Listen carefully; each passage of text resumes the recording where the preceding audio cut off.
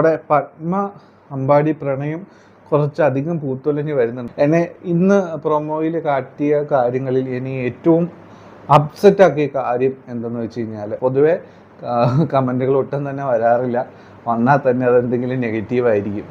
അപ്പോൾ നിങ്ങൾക്ക് എന്തെങ്കിലും പറയാനുണ്ടെങ്കിൽ, എന്തെങ്കിലും നിങ്ങളുടെ അഭിപ്രായം ഉണ്ടെങ്കിൽ ഒന്ന് കമൻറ്റ് ചെയ്താൽ ഉപകാരമായിരുന്നു, സന്തോഷമായിരുന്നു. ഹായ് ഫ്രണ്ട്സ്, എല്ലാവർക്കും അഡ്വക്കേറ്റ് അഞ്ജലിയുടെ ഏറ്റവും പുതിയ പ്രൊമോയുടെ റിവ്യൂയിലേക്ക് സ്വാഗതം കേട്ടോ. അപ്പോൾ ഇന്നത്തെ എപ്പിസോഡ് നിങ്ങളെല്ലാവരും കണ്ടു കാണുമെന്ന് പ്രതീക്ഷിക്കുകയാണ്.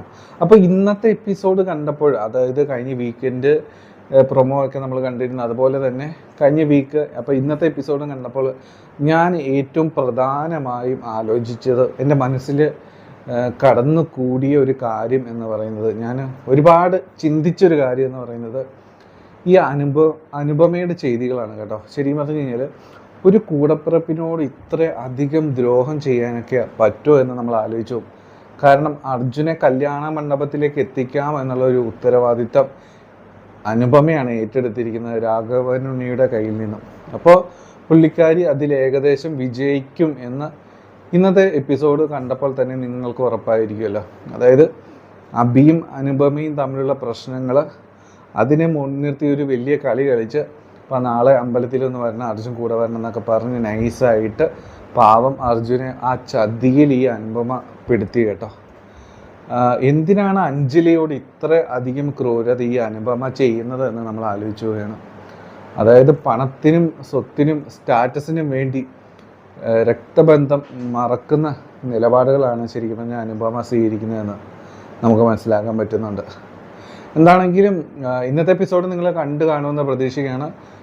കുറേ അധികം നല്ല സീനുകളൊക്കെ ഉണ്ടായിരുന്നു കേട്ടോ. ആദ്യം നമ്മുടെ അഞ്ജലി, അതായത് പത്മ പോയപ്പോൾ, അതായത് അച്ഛനെ ചികിത്സിക്കാനുള്ള പണം കൊടുത്തത് നമ്മുടെ പത്മയാണ് സേവ് ചെയ്ത് വെച്ചിരുന്ന പണം എടുത്ത് കൊടുത്തത്. അപ്പോൾ ആ ഒരു സമയത്ത് പത്മ തന്നോട് പറയാതെ പുറത്ത് പോയതിന് നമ്മുടെ അഞ്ജലി ദേഷ്യപ്പെടുകയൊക്കെ ചെയ്തു. അപ്പോൾ അതുകൂടാതെ ഇന്ന് നമ്മൾ എപ്പിസോഡിൽ കണ്ടു പത്മേനെ വിളിച്ച് നമ്മുടെ അഞ്ജലി കുറച്ച് കാര്യങ്ങളൊക്കെ പറയുന്നത്, അതായത് നീ വിഷമിക്കണ്ട, ഞാൻ അപ്പോഴത്തെ ഒരു ദേഷ്യത്തിനാണ് അങ്ങനെയൊക്കെ പറഞ്ഞതെന്ന് പറയും. അപ്പോൾ പത്മയും പറയും, ഞാൻ ചേച്ചി പറഞ്ഞതാണ് ശരി, ഇപ്പോഴും ഞാൻ അതിനെപ്പറ്റി ഓർത്തിങ്ങനെ ആലോചിച്ചിങ്ങനെ ഇരിക്കുകയാണ്. ആ ഒരു നിമിഷം അവരുടെ കയ്യിൽ ഞാൻ പെട്ടിരുന്നെങ്കിൽ ഇപ്പോൾ എൻ്റെ അവസ്ഥ എന്തായതിന്, ജീവനോടെ പോലും ഞാൻ ഉണ്ടാവില്ല, അങ്ങനെയുള്ള കാര്യങ്ങളൊക്കെ പത്മയും പറയും. എന്താണെങ്കിലും നമ്മുടെ അഞ്ജലി ആ ഒരു തീരുമാനം ഓൾറെഡി നമ്മുടെ CI ജാഫറായിട്ട് സംസാരിച്ചിരുന്നു.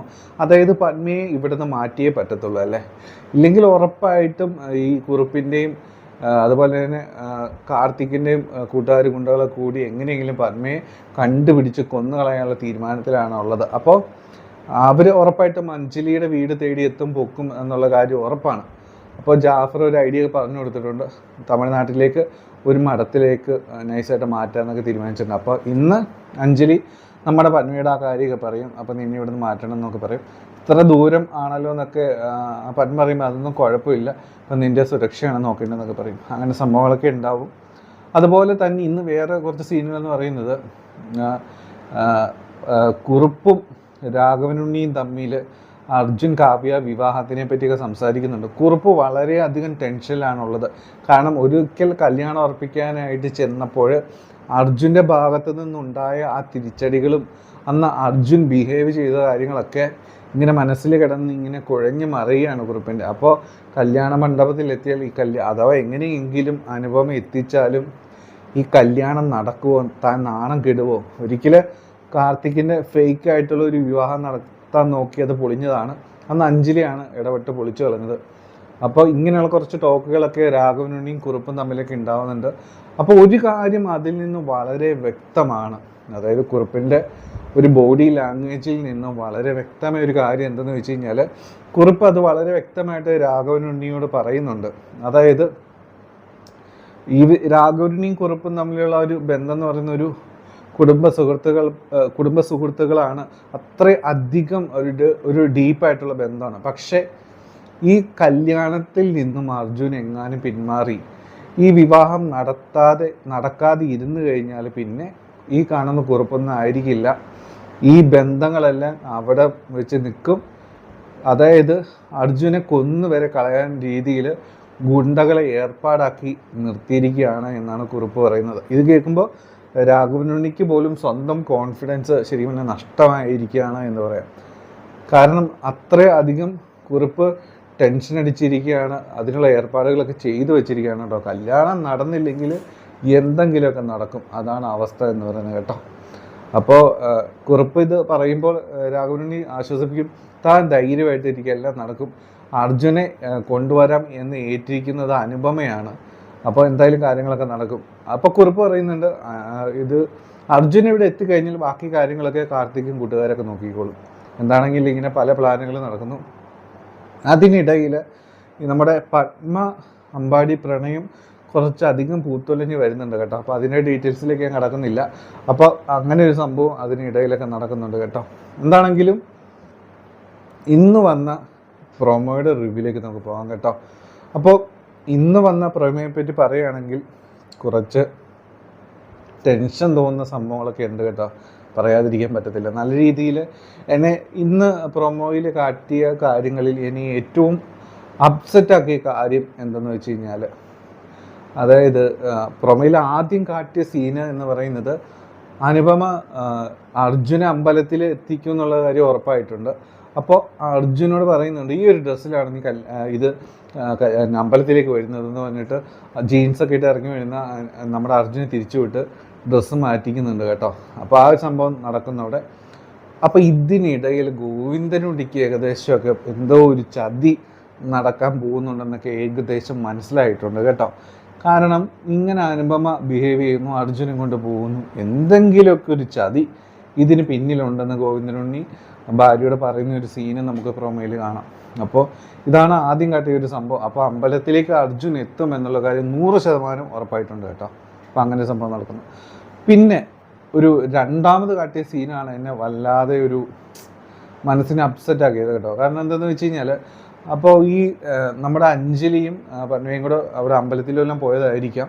അപ്പോൾ അവിടെ വെച്ച് കാക്കാത്തിനെ കാണുന്നുണ്ട്. അപ്പോൾ ആ ഒരു സമയത്ത് നമുക്കറിയാം, കാക്കാത്തിനെ നിങ്ങൾ ഓർക്കുന്നുണ്ടല്ലോ അല്ലേ, അതായത് നമ്മുടെ അഞ്ജലിയുടെ വിവാഹം 1 മാസത്തിനുള്ളിൽ നടക്കുമെന്ന് പുള്ളിക്കാരി പറഞ്ഞിട്ടുണ്ടായിരുന്നു. അപ്പോൾ അവിടെ വെച്ച് കാക്കാത്തിനെ കാണുമ്പോൾ പത്മയുടെ അഞ്ജലി പറയുന്നുണ്ട്, കാക്കാത്തി പറഞ്ഞിരിക്കുന്നത് ഇങ്ങനെ കല്യാണം നടക്കുമെന്നാണെന്ന് പറയും.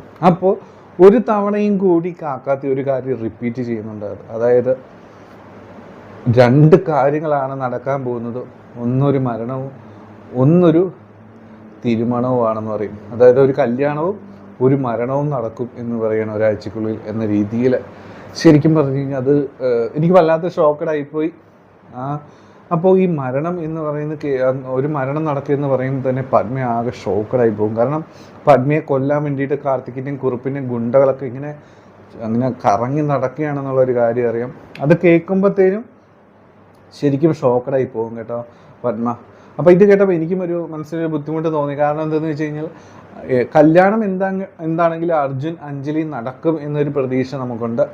അതൊരു സംഭവിക്കാൻ പോകുന്ന കാര്യമാണ് എന്നൊരു പ്രതീക്ഷ നമുക്കുണ്ട്. പക്ഷേ ഒരു മരണം നടക്കുമെന്ന് പറയുമ്പോൾ അത് പത്മയുടെ ആണ് എന്നായാൽ അത് നമുക്ക് വളരെ വിഷമമുണ്ടാക്കുന്ന ഒരു കാര്യമാണ്. കാരണം അമ്പാടിയും പത്മയും തമ്മിൽ ഇങ്ങനെ സ്നേഹം ഇങ്ങനെ വന്നു തുടങ്ങിയിരിക്കുകയാണ്. ആ ഒരു ബന്ധം അവിടെ തീരാൻ പോവുക എന്ന് പറഞ്ഞു കഴിഞ്ഞാൽ, അങ്ങനെ സംഭവം ഉണ്ടാകാൻ പോവുകയാണെങ്കിൽ നമുക്ക് വളരെ വിഷമമുള്ളൊരു കാര്യമാണ്. നമ്മളിപ്പോൾ ഒരു വിധത്തിൽ നോക്കി നമ്മൾ അഞ്ജലിയെ പോലെ തന്നെ പത്മയും ആ ഒരു അമ്പാടി ബന്ധത്തെയും, അർജുൻ അഞ്ജലിയെ പോലെ തന്നെ പത്മയും അമ്പാടിയെ നമ്മൾ സ്നേഹിച്ച് തുടങ്ങിയില്ലേ എന്ന് നിങ്ങളൊന്ന് ആലോചിച്ച് നോക്കൂ. അപ്പോൾ അങ്ങനെ ഒരു കാര്യം ആലോചിക്കുമ്പോൾ ഇങ്ങനൊരു സംഭവം വല്ല പത്മയെ തേടിയെത്തുമെന്ന ഒരു ടെൻഷനും എനിക്ക് ഈ ഒരു പ്രമോ കണ്ടപ്പോൾ തോന്നി കേട്ടോ. അപ്പോൾ എന്താണെങ്കിലും ഇങ്ങനൊരു ഫീലാണ് എനിക്ക് തോന്നിയിട്ടുള്ളത്.